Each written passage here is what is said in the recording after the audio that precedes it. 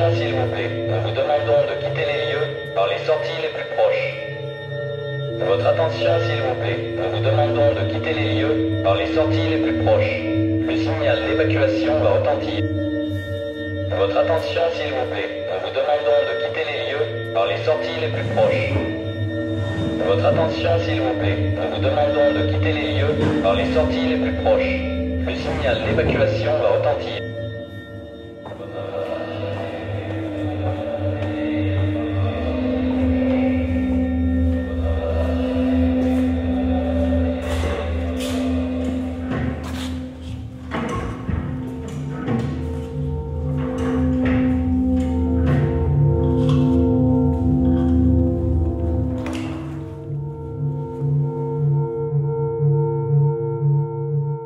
J'ai reçu une proposition de venir travailler voir la Banque de France de Lens, qui est au centre-ville, et éventuellement d'y faire un projet. Je suis allé, j'ai visité l'endroit, j'ai fait mon repérage, et j'ai compris qu'on attendait de moi que je transforme cette banque en une ébauche peut-être de centre d'art. Et tout de suite, j'ai vu que l'espace était assez compliqué avec un comptoir assez colossal, assez monumental qui vient diviser inégalement l'espace de la banque.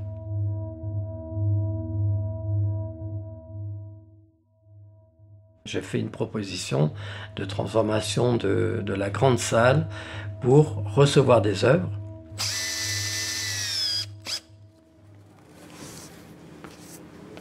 C'était un endroit très lumineux avec beaucoup de fenêtres. J'étais obligé de faire modifier l'architecture du lieu de façon à pouvoir accrocher des œuvres parce que pour l'instant c'était très peu de murs avec beaucoup de fenêtres et donc pas la possibilité d'accrocher des œuvres assez grandes malgré tout.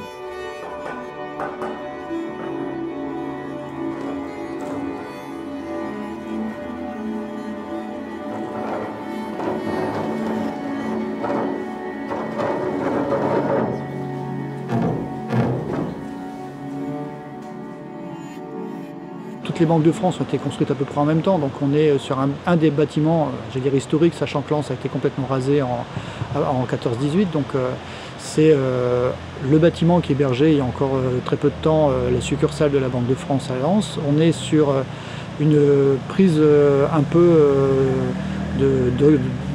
d'orientation différente par la commune qui a souhaité acquérir le bâtiment pour lui donner une vocation lié à l'attractivité du territoire, parce qu'on est vraiment dans le cœur de la ville, on est sur un des rares bâtiments remarquables, et donc sur cette logique-là, on a souhaité voir comment on pouvait y développer quelque chose à contre-courant. On est parti sur cette exposition, on avait déjà eu des tournages sur certaines productions qui ont souhaité bénéficier du site, parce que la particularité, c'est que la salle des coffres est encore intacte, on a encore certains éléments qui caractérisent la Banque de France, et puis on est sur cette logique où maintenant on cherche justement autour de ce bâtiment, en créer un outil à part entière de l'expression culturelle sur notre secteur.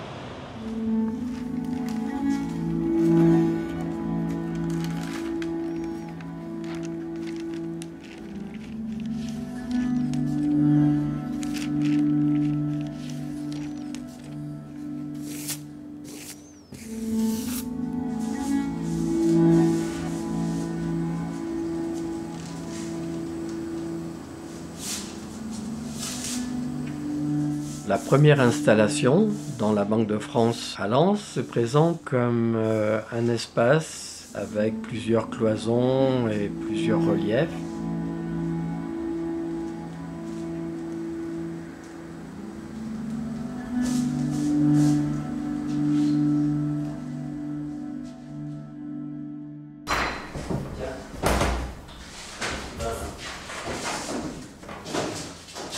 Tout l'espace est recouvert de papiers journaux, pas seulement des journaux locaux, mais des journaux à la fois locaux, nationaux, internationaux, sur lesquels toutes les images ont disparu, ont été peintes en noir par un groupe de volontaires qui est venu régulièrement faire disparaître les photographies dans les journaux.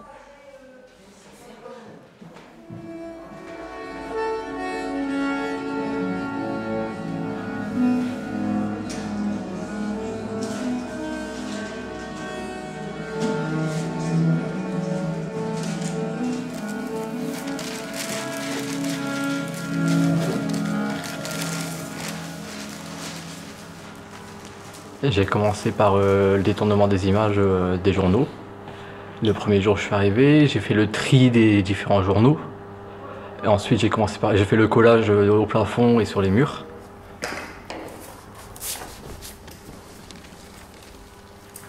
Je trouvais ça un peu étrange au départ, la façon du détournement de fond sur les journaux. Je me demandais un peu comment on pouvait faire pour l'installation. Et c'est vrai qu'après, une fois que j'ai vu l'installation faite, j'ai été assez surpris du résultat.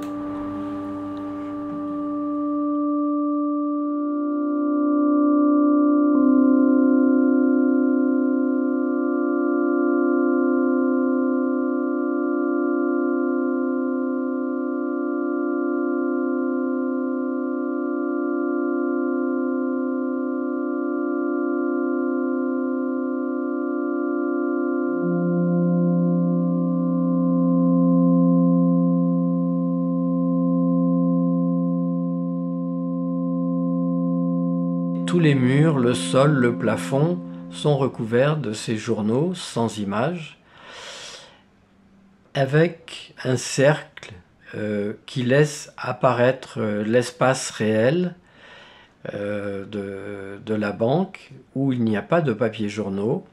Et ce cercle apparaît un peu comme l'objectif d'un sténopé.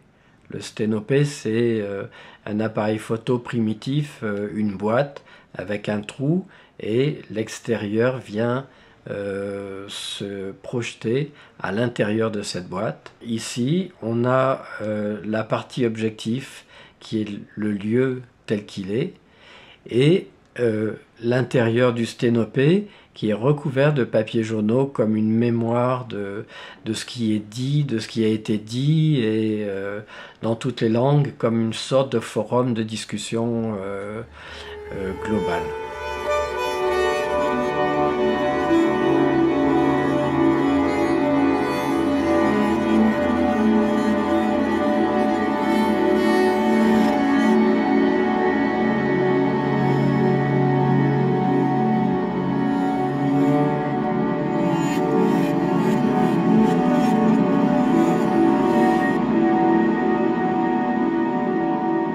Le Louvre vient d'une idée de décentralisation des grands musées nationaux, comme il y a eu Pompidou à Metz.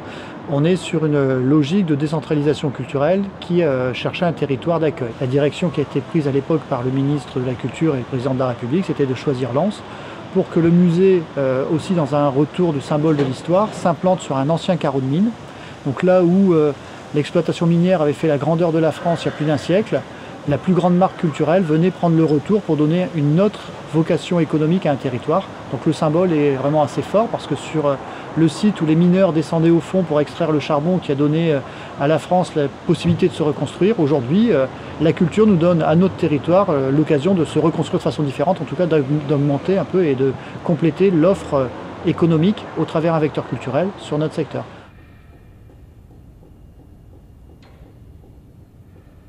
Quand je me suis demandé quel lien je vais pouvoir avoir avec cette ville de Lens, c'est par l'intermédiaire du Louvre. En 1993, le Louvre a été inauguré avec la construction de la pyramide de Paye, et j'ai écrit à ce moment-là un texte, un court texte qui explique que pour comprendre l'histoire de l'art et l'histoire de la peinture, j'allais au Louvre toutes les semaines regarder 3 tableaux à chaque fois et ensuite m'imprégner de ces tableaux.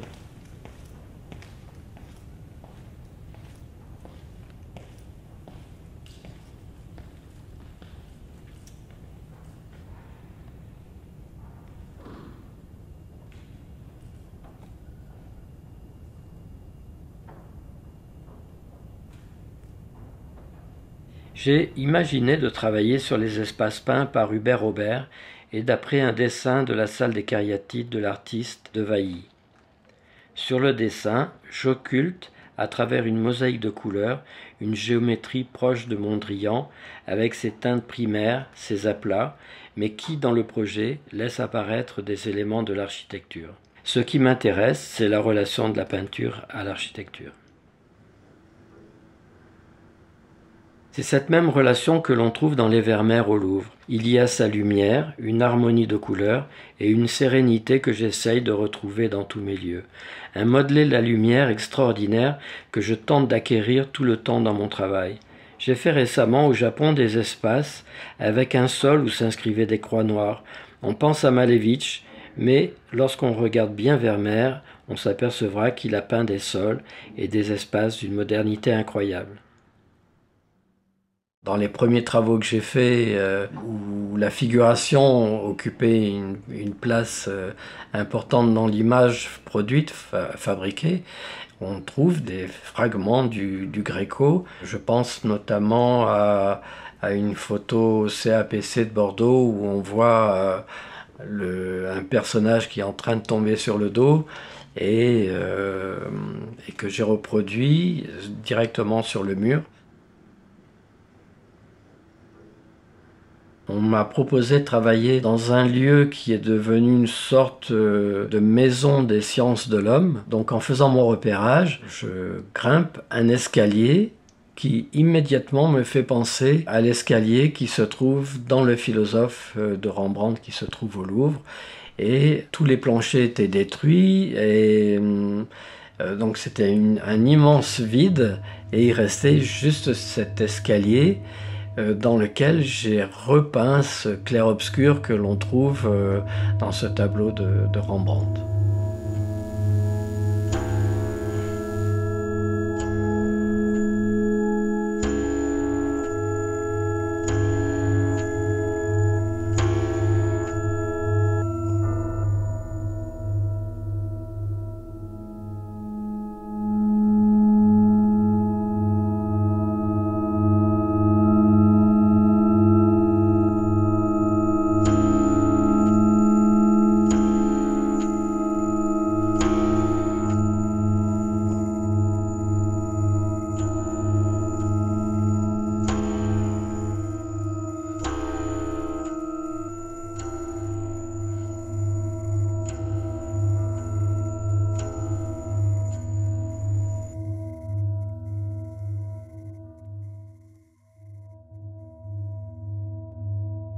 Je m'appelle Jean Lissarag, je suis éditeur de livres d'artistes depuis de très nombreuses années et je suis à Lens aujourd'hui pour travailler sous la férule de Georges Rousse à un livre que nous avons en projet pour lequel Georges Rousse produit des photographies avec des phrases qui ont été écrites, des mots de passe qui ont été écrits par Gérard Massé.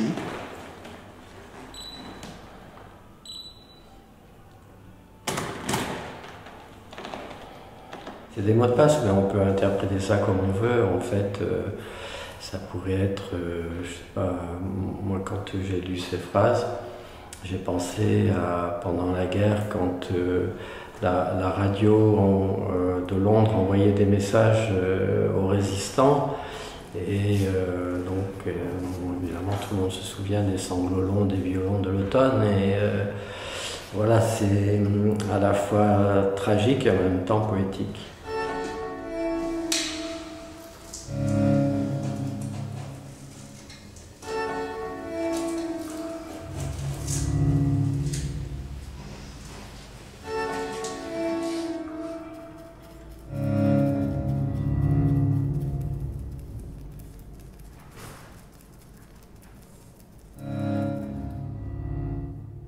Ce sont des phrases qui viennent spontanément à un moment donné.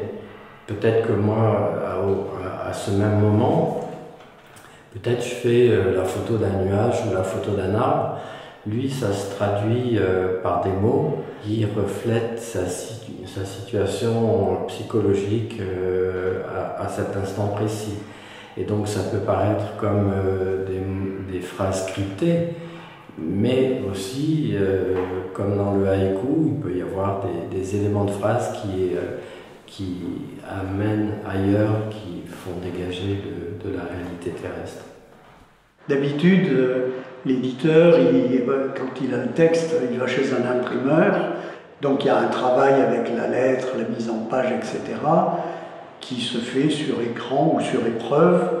Bon, c'est des choses tout à fait facile, avec des ciseaux, on coupe, ou avec un ordinateur, on efface, on superpose.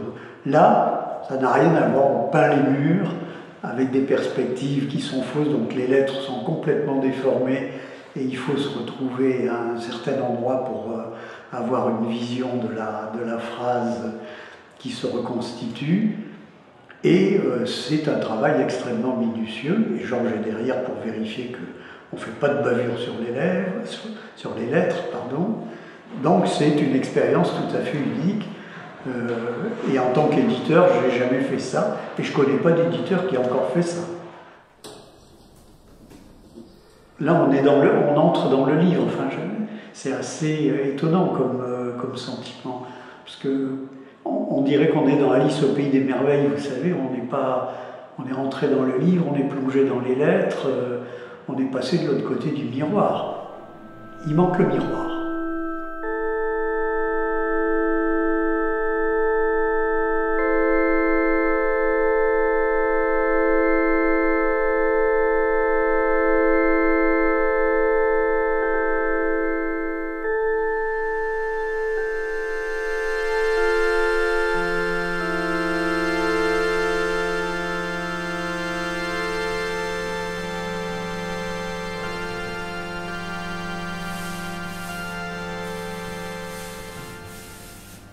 Moi, je suis venue chercher une expérience, c'est-à-dire de participer à un projet du début à la fin.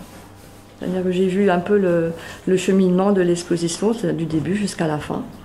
Et rencontrer l'artiste et toute une équipe. Et j'y ai participé et ça m'a appris beaucoup de choses.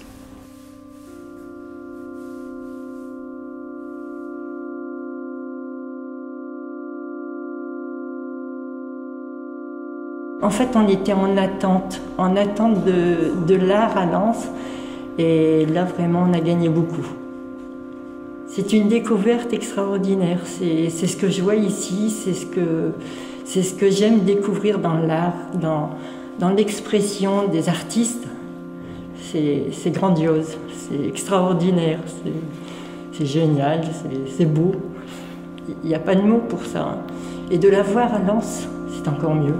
C'est chez nous, c'est pour nous et c'est pour les autres.